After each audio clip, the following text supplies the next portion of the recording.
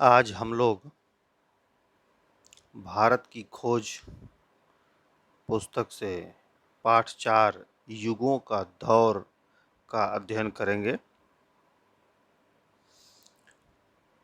युगों के दौर में जो सबसे पहला है वह है गुप्त शासन में राष्ट्रीयता और साम्राज्यवाद।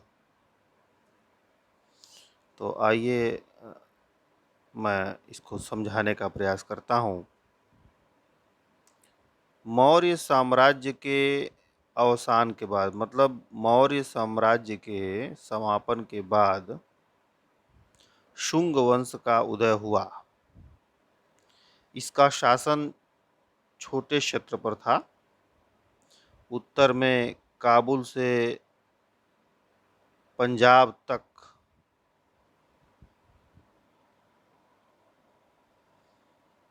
भारतीय यूनानी फैल गए थे। मतलब जो यूनान से सब शासक आए थे वह भारत में ही जज्ब हो गए थे, इसलिए उनको भारतीय यूनानी कहा गया। उन्होंने मेनांडर के नेतृत्व में पाटलिपुत्र पर आक्रमण कर दिया, पर उनकी हार हुई।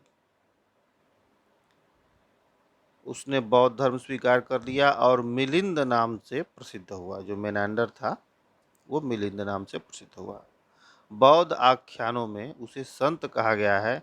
इस प्रकार यूनानी और बौद्ध कला का जन्म हुआ।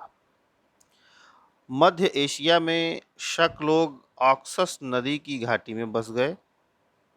ये शक बौद्ध और हिंदू हो गए। युइचियो सुदूर पूरब से आए।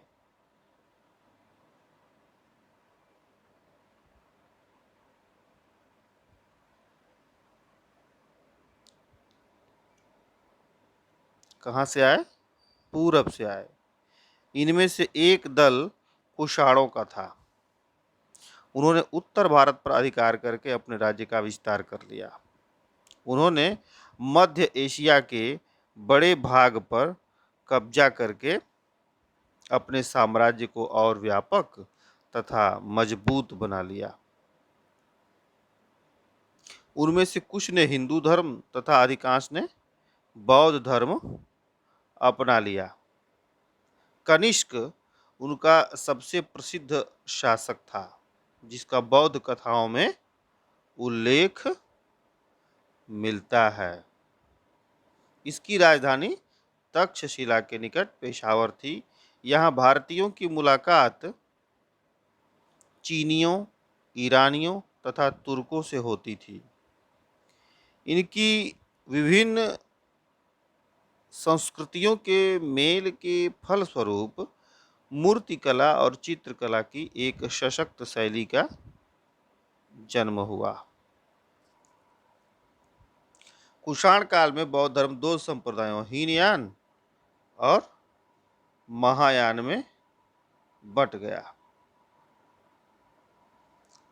इनके मध्य विवाद उठने लगा। इन विवादों से अलग एक नाम नागार्जुन का है, जो बौद्ध शास्त्रों तथा भारतीय दर्शन दोनों के ही विद्वान थे। उनके कारण महायान की विजय हुई। चीन में महायान तथा लंका और बर्मा में हीनयान को मानने वाले लोग थे।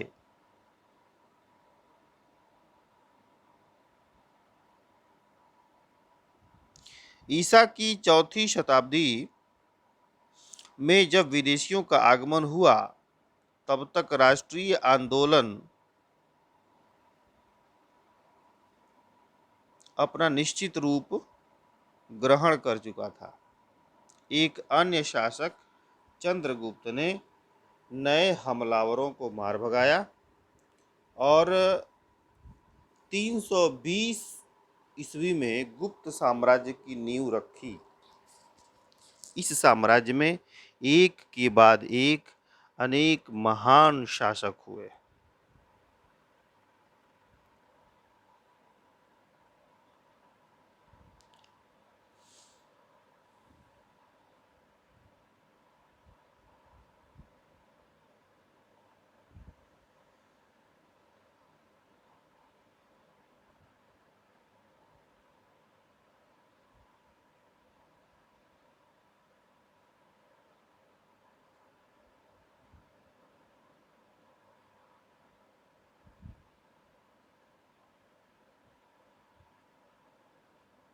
जो युद्ध और शांति दोनों कलाओं में सफल थे। आरंभ में जब आर्य भारत आए तब उन्होंने इसे आर्यावर्त या भारतवर्ष कहा था। तब भारतवर्ष के सामने यह समस्या थी कि इस नई जाति और संस्कृति के बीच समन्वय कैसे किया जाए। दूसरे विदेशी तत्व यहाँ आकर जज्ब होते गए। विदेशी आक्रमणों ने उनके सांस्कृतिक आदर्शों और सामाजिक ढांचे के लिए खतरा पैदा किया। इनके विरुद्ध हुई प्रतिक्रिया का स्वर राष्ट्रवादी था, जिसमें राष्ट्रवाद की शक्ति के साथ साथ संकीर्णता भी थी। हिंदूवाद या ब्राह्मणवाद इस राष्ट्रीयता का प्रतीक बन गया। बौद्ध धर्म का जन्म भारतीय विचारधारा से हुआ था, पर यह धर्म मूल रूप में अंतर्राष्ट्रीय या विश्व धर्म था। ऐसे में ब्राह्मण धर्म के लिए स्वाभाविक था कि वह बार बार राष्ट्रीय पुनर्जागरण का प्रतीक बने।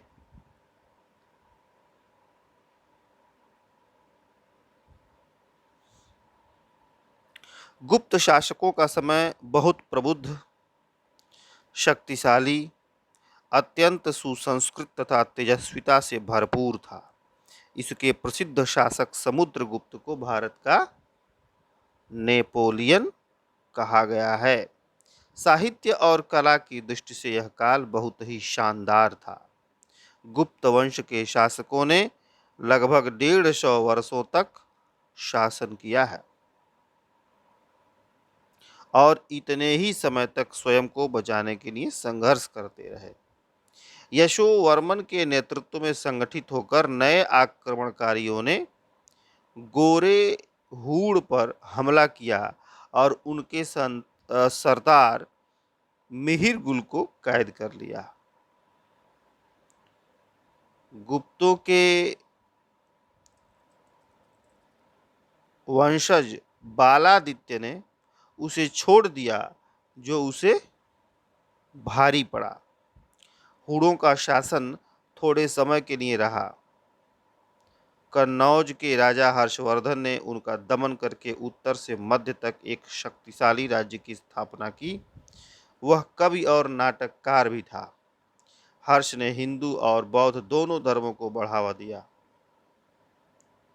629 ईस्वी में उसी के काल में चीनी यात्री हुआनत्सांग भारत आया, जिसको आप हुएनसांग कहते हैं। हर्ष की मृत्यु 648 ईस्वी में हुई। इस समय अरब से एशिया और अफ्रीका में फैलने के लिए इस्लाम अपना सिर उठाने लगा था।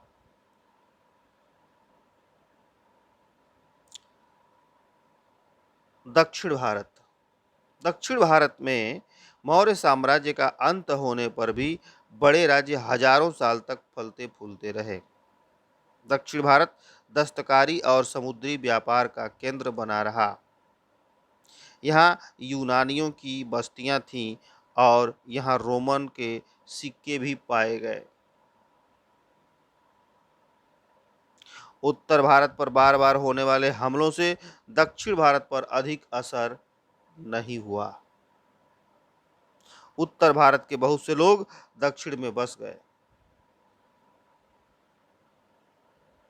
इनमें राजगीर, राजगीर कहते हैं भवन बनाने वाले मिस्त्री को, जिसको आप मेसन कहते हैं अंग्रेजी में। शिल्पी और कारीगर भी थे, मतलब बढ़ई, लोहार, इस तरह के लोग थे। इनको शिल्पी या कारीगर कहा जाता है। इस तरह दक्षिण भारत पुरानी कलात्मक परंपरा का केंद्र बन गया। शांतिपूर्ण विकास और युद्ध के तरीके।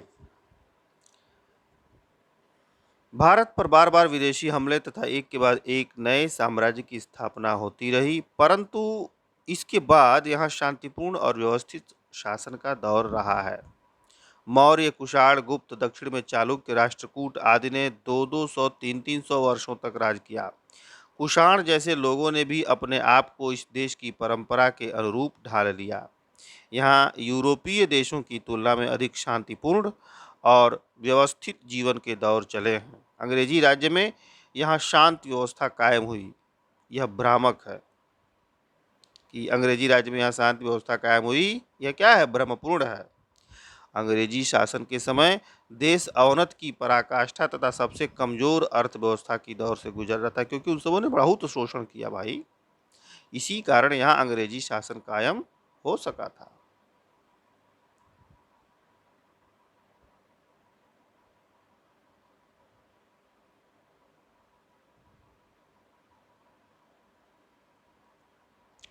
प्रगति बनाम सुरक्षा। भारत में जिस सभ्यता का निर्माण किया गया उसका आधार स्थिरता और सुरक्षा की भावना थी। इस दृष्टि से वह पाश्चात्य सभ्यताओं से अधिक सफल रही। वर्ण व्यवस्था और संयुक्त परिवार युक्त सामाजिक ढांचे ने इसे पूरा होने में मदद की।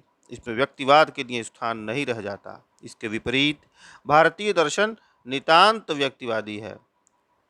इसकी सारी चिंता व्यक्ति के विकास को लेकर है। भारत का सामाजिक ढांचा सामुदायिक था, जिसमें रीति रिवाजों का कड़ाई से पालन करना पड़ता था। इसके बावजूद समुदाय को लेकर लचीलापन था। सारे कायदे या सामाजिक नियमों को रीति रिवाज से बदला जा सकता था। नए समुदाय भी अपने अलग अलग रीति रिवाजों विश्वासों को बनाए रखकर सामाजिक संगठन के अंग बने रहे। इसी कारण विदेशी तत्व यहाँ आत्मसात हो गए। भारत में व्यक्ति के बाहरी और भीतरी जीवन तथा मनुष्य और प्रकृति के बीच भी समन्वय का प्रयास दिखाई देता है। इसी सांस्कृतिक पृष्ठभूमि ने भारत का निर्माण किया तथा एकता की मोहर लगाई। यहाँ अनेक राजा आते जाते रहे, पर यह व्यवस्था नींव की तरह बनी रही। बाहरी लोग इसमें केवल सतही हलचल भर ही पैदा कर पाते थे। इस तरह यहाँ समुदाय और व्यक्तित्व दोनों की ही स्वतंत्रता सुरक्षित रहती थी। यहाँ आने वाले हर बाहरी तत्व को भारत ने अपने में जज्ब कर लिया, समाहित कर लिया। जिसने अलग थलग रहने की कोशिश की वह नष्ट हो गया और उसने स्वयं को या भारत को नुकसान ही पहुंचाया। भारत का प्राचीन रंगमंच। भारतीय रंगमंच अपने मूल में, संबद्ध विचारों में और अपने विकास में पूर्णतया स्वतंत्र था। इसका मूल उद्गम ऋग्वेद की ऋचाओं में खोजा जा सकता है। रामायण और महाभारत में नाटकों का उल्लेख मिलता है। ईसा पूर्व 6वीं या 7वीं शताब्दी के महान वैयाकरण पाणिनि द्वारा कुछ नाट्य रूपों का उल्लेख किया गया है। नियमित रूप से लिखे गए नाटकों में से जो मिले हैं उनमें ऐसे रचनाकारों और नाटकों का हवाला मिला है जो अभी तक प्राप्त नहीं हुए हैं। उन्हीं में से एक नाटककार भास था। क्या नाम था? भास। इस शताब्दी के आरंभ में उसके 13 नाटकों का संग्रह मिला है। अश्वघोष के ताड़पत्रों पर लिखे गए प्राचीनतम संस्कृत नाटक गोबी रेगिस्तान की सीमा पर तूफान में मिले हैं। अश्वघोष द्वारा लिखित बुद्ध की जीवनी बुद्ध चरित भारत, चीन और तिब्बत में बहुत लोकप्रिय हुई। संस्कृत साहित्य में कालिदास को सबसे बड़ा कवि और नाटककार माना गया है। वे चंद्रगुप्त द्वितीय यानी चंद्रगुप्त विक्रमादित्य के शासनकाल में उज्जैनी में थे।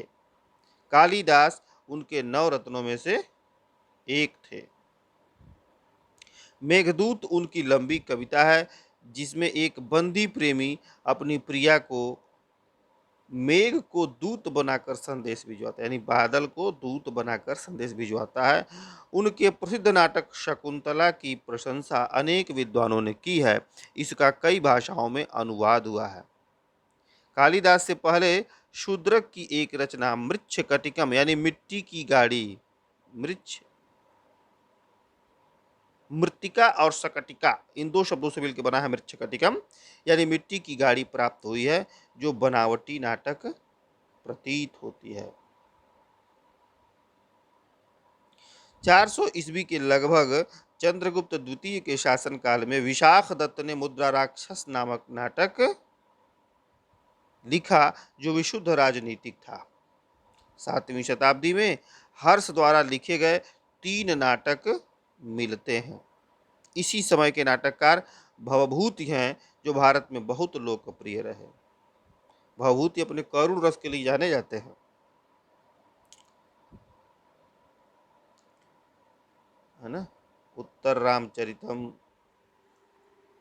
महावीर चरितम, मालती माधवम, ये उनकी रचनाएं हैं।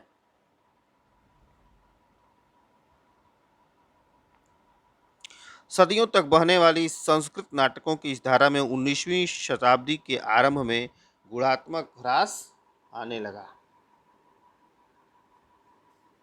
प्राचीन नाटकों, कालिदास तथा अन्य लोगों की भाषा मिली जुली है।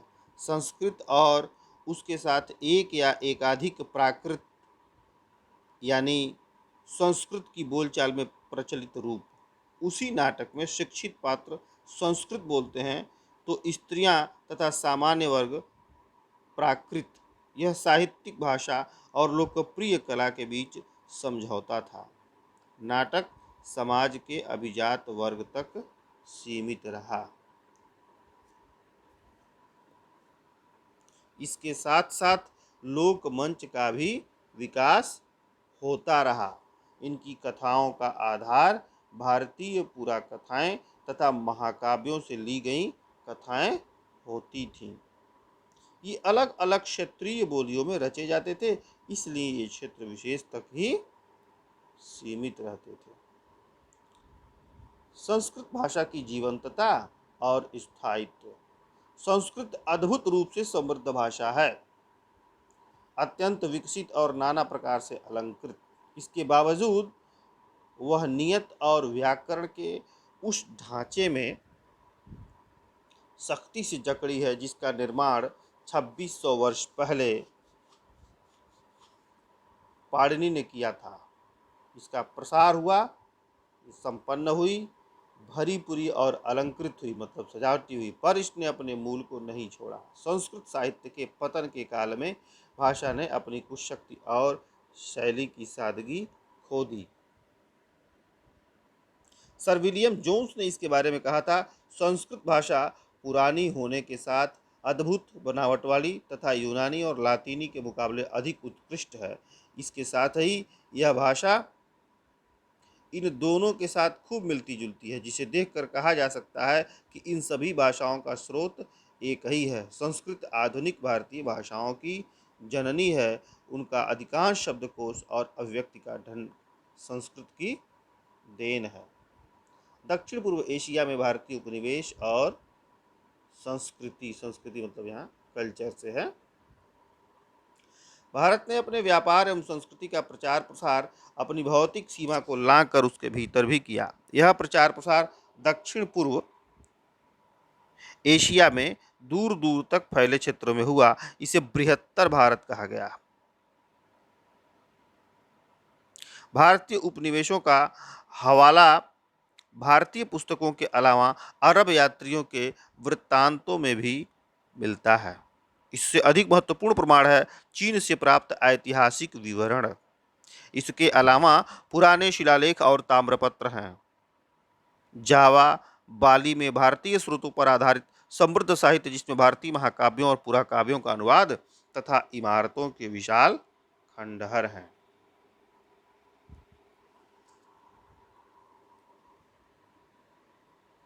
ईसा की पहली शताब्दी तक उपनिवेशीकरण की 4 प्रमुख लहरें दिखाई देती हैं। इन उपनिवेशों की शुरुआत लगभग एक साथ हुई। ये युद्ध की दृष्टि से महत्वपूर्ण स्थानों और मार्गों तक स्थापित किए जाते थे। इनका नामकरण पुराने भारतीय नामों के आधार पर किया जाता था, जैसे आज का कंबोडिया तब का कंबोज कहलाता था। जौ एक विशेष प्रकार का अन्न है जिसके आधार पर जौ का टापू आज जावा कहलाता है।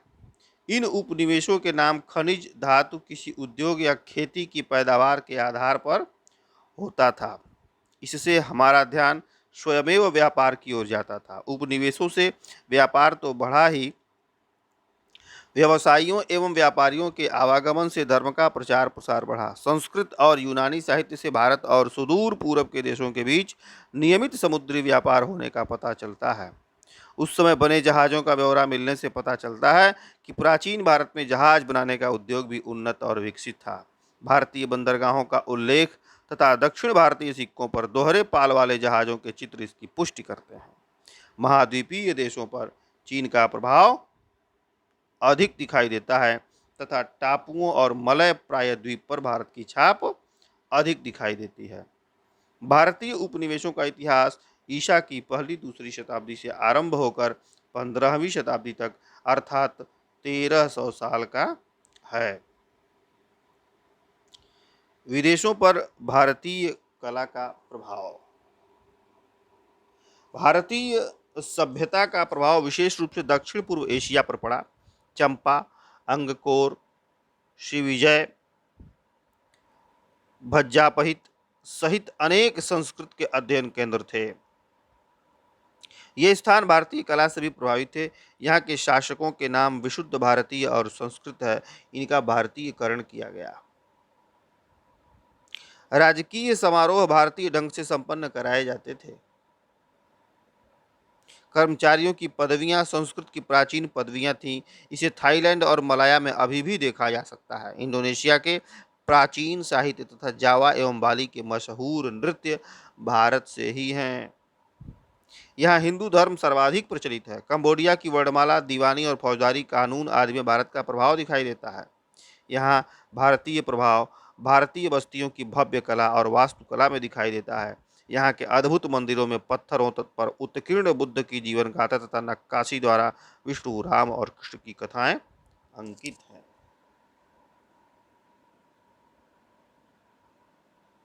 भारतीय कला में हमेशा धार्मिक प्रेरणा एवं पारदर्शिता होती है, जिससे यूरोप के गिरजाघरों के निर्माता भी प्रभावित हुए।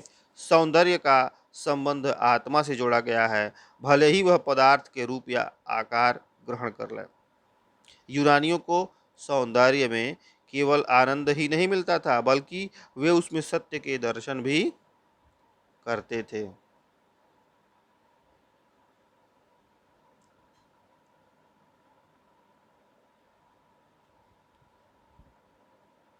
भारतीय भी सौंदर्य प्रेमी थे। वे अपनी रचनाओं में गहरा अर्थ भरने का प्रयत्न भी करते थे। भारत की विशेषता उसकी मूर्तिकला और स्थापत्य में है, जबकि चीन और जापान की विशेषता उसकी चित्रकला में है। भारतीय संगीत और यूरोपीय संगीत में भिन्नता थी, पर भारत के विशिष्ट संगीत ने चीनी और एशियाई संगीत को प्रभावित किया।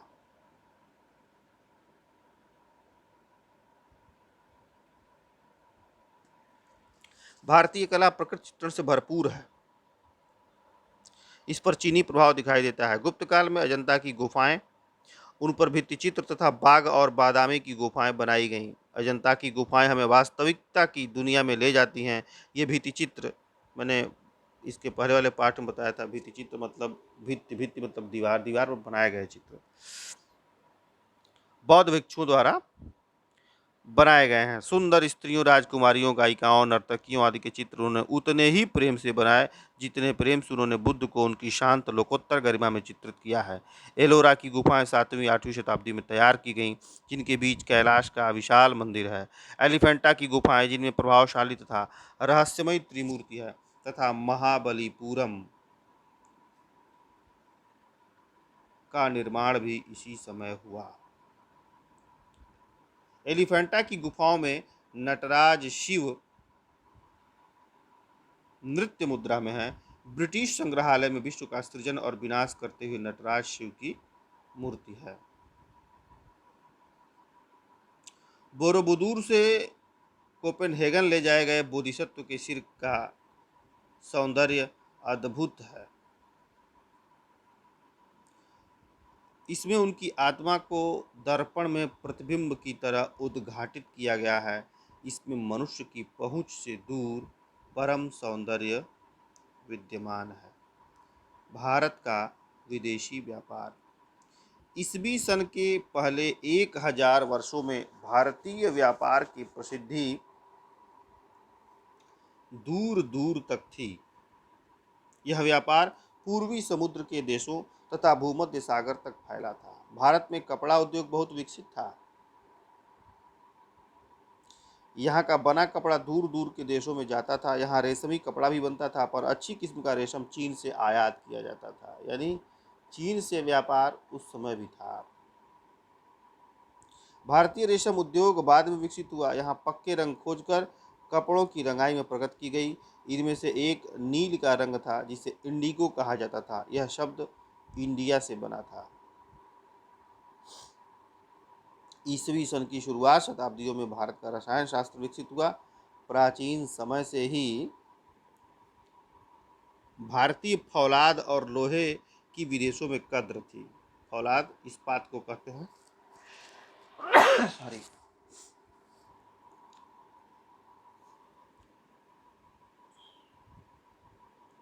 विशेषतः युद्ध के सामान बनाने में इनकी मांग थी। विभिन्न धातुओं का प्रयोग आसव और भस्म बनाने में किया जाता था, जो औषध में काम आता है। कहने का मतलब यह है कि जो धातु प्रगलन है, यानी धातुओं के बारे में खास जानकारी थी भारतीयों को।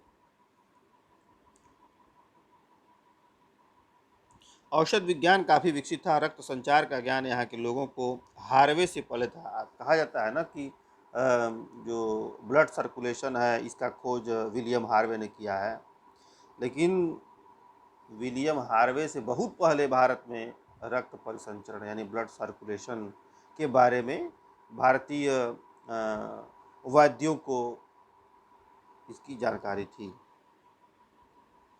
विज्ञानों में प्राचीनतम खगोल शास्त्र विश्वविद्यालयी पाठ्यक्रम का नियमित अंग था। ज्योतिष की मदद से पंचांग तैयार किए जाते थे। समुद्री यात्रा पर जाने वालों के लिए खगोल शास्त्र का ज्ञान सहायक होता था।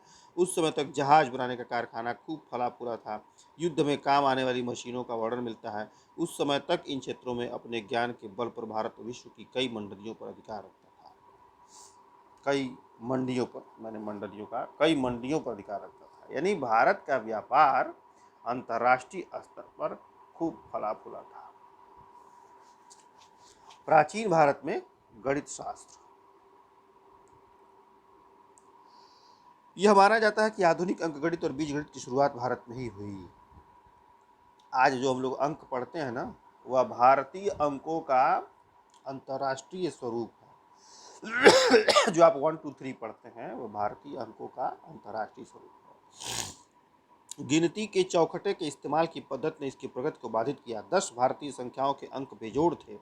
ये चिन्ह अन्य देशों में प्रयुक्त अनेक चिन्हों से अलग थे। भारत में ज्यामिति मतलब ज्योमेट्री, अंकगणित और बीजगणित का आरंभ बहुत पहले ही हो गया था। वैदिक वेदियों पर आकृति बनाने के लिए ज्यामितीय बीजगणित प्रयोग में लाई जाती थी।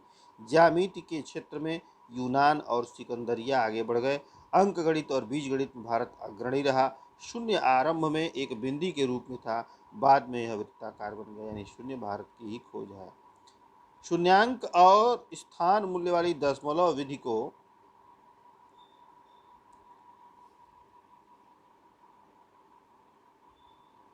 अपनाने के बाद अंकगणित और बीजगणित ने तेजी से विकास किया। भारतीय गणित के क्षेत्र में 427 ईस्वी में जन्मे ज्योतिर्विद आर्यभट्ट, भास्कर 522 ईस्वी, ब्रह्मपुत्र 628 ईस्वी ने अपना अपना योगदान दिया। 1114 ईस्वी में जन्मे भास्कर द्वितीय ने खगोल शास्त्र, बीजगणित, अंकगणित पर ग्रंथ लिखे। लीलावती नामक उनकी पुस्तक बहुत प्रसिद्ध हुई। सरल स्पष्ट शैली में लिखी गई यह पुस्तक कम उम्र वालों के लिए अधिक उपयुक्त है। 8वीं शताब्दी में कई भारतीय विद्वान गणित तथा खगोल शास्त्र की पुस्तकें लेकर बगदाद गए। वहां भारतीय अंक प्रचलित हुए। बगदाद उस समय विद्याध्ययन का केंद्र था। यूनानी और यहूदी विद्वान वहां एकत्र होकर अपने साथ यूनानी दर्शन, ज्यामिति और विज्ञान अपने साथ ले गए। अरबी अनुवादों के माध्यम से भारतीय गणित का ज्ञान व्यापक क्षेत्र में फैल गया। यह नया गणित स्पेन के पूरे विश्वविद्यालय के माध्यम से यूरोपीय देशों में पहुंचा। इसका प्रयोग 1134 ईस्वी में सिसली के एक सिक्के में तथा इसका प्रयोग ब्रिटेन में 1490 ईस्वी में हुआ। विकास और ह्रास। ईसवी सन के पहले 1000 वर्ष आक्रमणों तथा झगड़ों का समय होने के बावजूद भारत ने सभी दिशाओं में प्रगति की। उसका संबंध ईरान, चीन, यूनानी जगत तथा मध्य एशिया से बढ़ता रहा। यह भारत का स्वर्ण युग था। इसी बीच उत्तर पश्चिम से हूणों का आगमन शुरू हो गया था। आधी शताब्दी तक पूरे उत्तर भारत पर उनका राज हो गया था, जिन्हें गुप्त वंश के अंतिम शासक यशोवर्मन के साथ मिलकर बहुत प्रयत्न के बाद बाहर निकाला गया। इस संघर्ष में राजनीतिक और सैनिक दोनों दृष्टियों में भारत कमजोर हो गया था। 7वीं शताब्दी में हर्ष के शासन काल में उज्जैनी पुनः कला और संस्कृति का केंद्र बनी, पर 9वीं शताब्दी तक कमजोर होकर नष्ट हो गई। 9वीं शताब्दी में मिहिर भोज ने उत्तर और मध्य भारत में राज कायम करके कन्नौज को अपनी राजधानी बनाया। 11वीं शताब्दी में एक और पराक्रमी भोज ने उज्जैनी को अपनी राजधानी बनाई। भोज अद्भुत व्यक्ति था, जो वैयाकरण तथा कोशकार होने के साथ भेषज और खगोल शास्त्र में भी रुचि रखता था। भेषज कहते हैं औषधि को। वह स्वयं कवि और लेखक था, जिसके नाम से कई रचनाएं मिलती हैं। इस उन्नति के बाद भी भारत राजनीतिक तथा रचनात्मक रूप से कमजोर पड़ गया था। दक्षिण भारत आक्रमणों तथा हमलों से बचा रहा। उत्तर भारत की अनिश्चित स्थिति से बचने के लिए बहुत से लेखक, कलाकार और शिल्पी दक्षिण में जाकर बस गए। इन सब के बाद भी उत्तर भारत का जीवन समृद्ध था। बनारस धार्मिक और दार्शनिक विचारों का गढ़ था। नालंदा विश्वविद्यालय का नाम खूब प्रसिद्ध था। इसके विद्वानों का आदर पूरे भारत में किया जाता था। यहाँ चीन, जापान और तिब्बत के विद्यार्थी पढ़ने आते थे।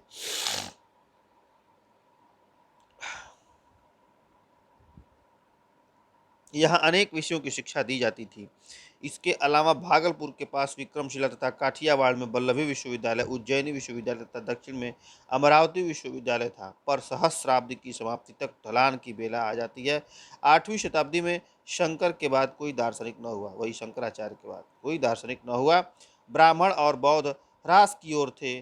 पूजा अपने विकृत रूप में दिखने लगी। साहित्य में भवभूत तथा गणित में भास्कर द्वितीय आखिरी बड़ा नाम था। प्राचीन भारतीय कला की रचनात्मक प्रवृत्ति 16वीं शताब्दी तक स्पष्ट रूप से घटने लगी थी।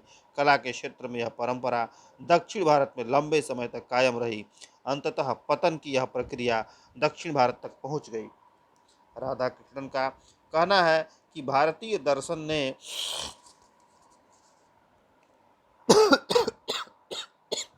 अपनी शक्ति राजनीतिक स्वतंत्रता के साथ खो दी।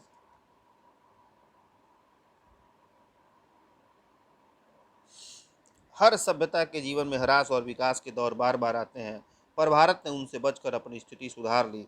सभ्यताओं के ध्वस्त होने के कई उदाहरण हैं, जैसे यूरोप की प्राचीन सभ्यता, जिसका अंत रोम के पतन के साथ हुआ।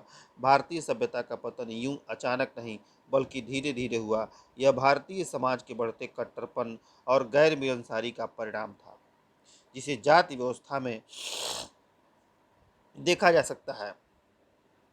इस गैर मिलनसारी की भावना ने रचनात्मकता को नष्ट कर दिया। हर आदमी का धंधा निश्चित और स्थायी हो गया। समाज जाति व्यवस्था में जकड़ गया। ऊंची जाति वाले नीची जाति वालों को नीची नज़र से देखा करते थे। नीची जाति के लोगों को शिक्षा तथा विकास से वंचित रखा जाता था। इस सामाजिक ढांचे ने एक और अद्भुत दृढ़ता तो दी, परंतु इससे समाज के एक बड़े वर्ग के लोग समाज की सीढ़ी में निचले दर्जे में रहने को विवश हो गए। इन सब कारणों से विचारों में, दर्शन में, राजनीति में, युद्ध की पद्धति में अर्थात हर तरफ गिरावट हुई, ह्रास हुआ। क्षेत्रीयता, सामंतवाद और गिरोहबंदी बढ़ने लगी थी, पर इसके बाद भी भारत में जीवनी शक्ति और अद्भुत दृढ़ता, लचीलापन और स्वयं को ढालने की क्षमता शेष थी। आशा करते हैं कि यह पाठ आपको समझ में आ गया होगा। बहुत बहुत धन्यवाद।